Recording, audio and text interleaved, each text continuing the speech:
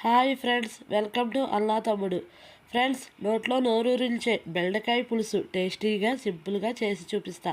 ఇలా చేసిన బెండకాయ పులుసులు అన్నంలో వేసి తిన్నారంటే మై మర్చిపోతారు. అంత రుచికరంగా ఉంటుంది. మీరు ఒకసారి ఈ కొలతల్లో ట్రై చేయండి. మంచి టెక్స్చర్ అండ్ టేస్టీగా ఉంటుంది. ప్రాసెస్లోకి వెళ్ళిపోదాం. ముందుగా కుక్కర్ పెట్టుకుని 2 టేబుల్ స్పూన్ల ఆయిల్ వేసుకోవాలి. హీట్ అయ్యాక కరివేపాకు, సన్నగా కట్ చేసిన ఉల్లిపాయ ముక్కలు వేసుకుని బాగా కలిపి వేయించుకోవాలి. దోరగా ఏగవలసిన అవసరం లేదు, ఎందుకంటే బెండకాయ ముక్కలతో వేగుతాయి.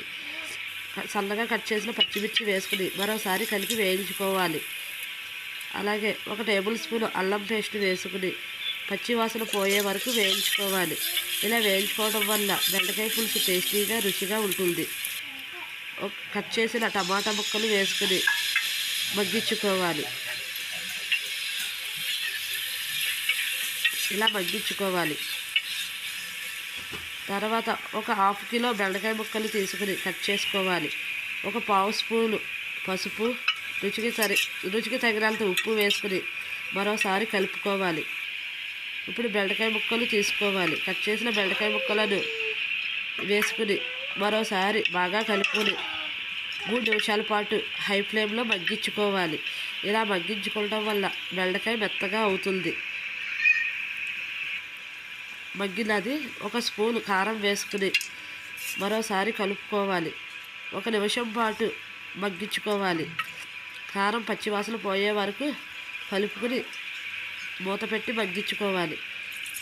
పెద్ద నిమ్మకాయ సైజు అంత చింతపండు రసం తీసుకుని వేసుకుని దానికి సరిపడా వాటర్ వేసుకుని మరోసారి బాగా కలుపుకుని 10 నిమిషాల పాటు బెండకాయ పులుసు ఉడకనివ్వాలి.